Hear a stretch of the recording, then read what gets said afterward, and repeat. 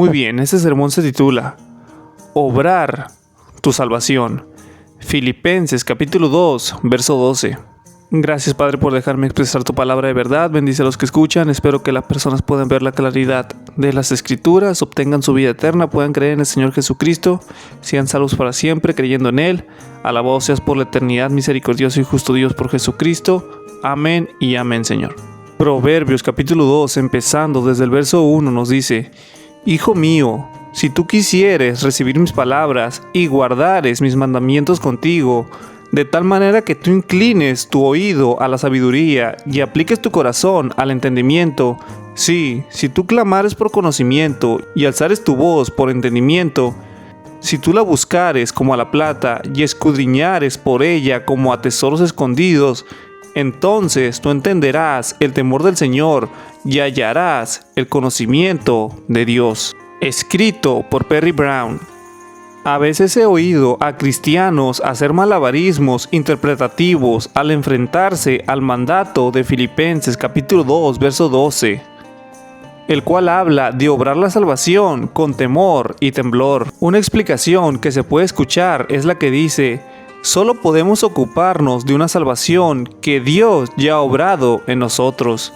En otras palabras, Pablo les está diciendo a los filipenses que simplemente se comporten como es digno del Evangelio de Cristo. Puesto que habían sido salvos por Dios en Cristo Jesús, debían actuar como tal y dar frutos espirituales. Sin embargo, este enfoque presupone que Pablo habla de salvación eterna en Filipenses capítulo 2, verso 12. De hecho, la palabra salvación puede referirse a la liberación de otras cosas, además de la condenación eterna. Por ejemplo, en muchas traducciones, en Filipenses capítulo 1, verso 19, Pablo menciona que esto resultará en mi liberación. La misma palabra griega para salvación usada en Filipenses capítulo 2, verso 12, se usa aquí para liberación. Y al observar el contexto en el capítulo 1 de los versos 12 al 17, aprendemos que Pablo esperaba ser liberado de su prisión en Roma para el Evangelio. Liberación física era lo que se refería en Filipenses capítulo 1, verso 19. De la misma manera, Pablo usó la palabra para salvación nuevamente en el capítulo 1, verso 28 de Filipenses, pero esta vez se refería a la salvación de los filipenses. Debemos preguntarnos, ¿salvación de qué? En los versos 27 y 28 del capítulo 1 de Filipenses, habló de la unidad de espíritu y propósito de los filipenses al combatir juntos por la fe del Evangelio, sin temor alguno a sus adversarios. Su unidad era una señal de destrucción para sus adversarios y una señal de liberación, entre comillas, salvación de sus adversarios. Aquellos enemigos de la fe no pudieron prevalecer contra la fe en común de los creyentes. De nuevo, la salvación era física y temporal, no espiritual y eterna. Así que, en dos ocasiones en Filipenses, Pablo usa la palabra salvación para referirse a algo distinto de la salvación eterna, antes de ordenar que se ocupen de su salvación en el capítulo 2, verso 12. Podría estar refiriéndose también a algún tipo de salvación física y temporal en Filipenses capítulo 2, verso 12. Al rastrear la línea de pensamiento de Pablo en Filipenses desde el capítulo 1, verso 28 hasta el capítulo 2, verso 18, es obvio que habla de la obra de Dios a través del sufrimiento temporal de los filipenses, dirigido contra ellos por sus oponentes. Sigamos los pensamientos de Pablo.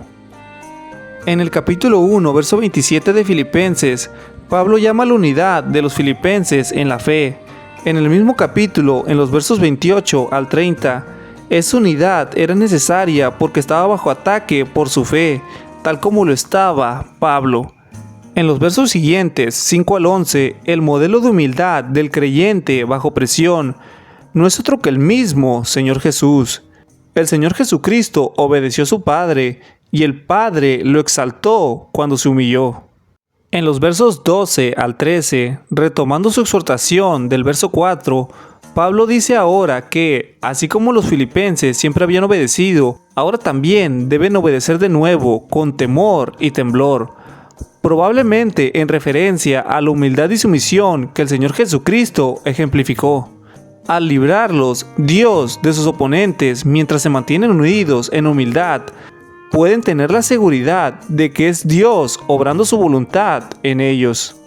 Y por último, en los versos 14 al 18 del capítulo 2 de Filipenses, esta unidad los demostrará irreprensibles e inocentes en un mundo corrupto donde brillan como luces del Evangelio.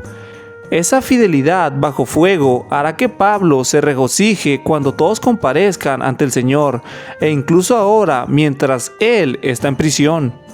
Siendo considerado en su contexto, Filipenses capítulo 2, verso 12, deja de ser un problema interpretativo complejo para convertirse en un desafío sabio y aleccionador. Los creyentes no debemos oponernos unos a otros, si es que queremos resistir y hacer frente al mundo y sus ataques realizados en contra de nuestra fe que tenemos en común. La humildad hacia nuestros hermanos y hermanas en la fe es la clave de nuestra unidad. Si no nos arrodillamos para servirnos unos a otros, nos será difícil mantenernos en pie ante el mundo. Así que en Filipenses capítulo 2, verso 12, no tenemos un llamado a obrar para alcanzar la salvación eterna. En cambio, tenemos un llamado a una liberación victoriosa de la derrota espiritual en nuestras tribulaciones y sufrimientos.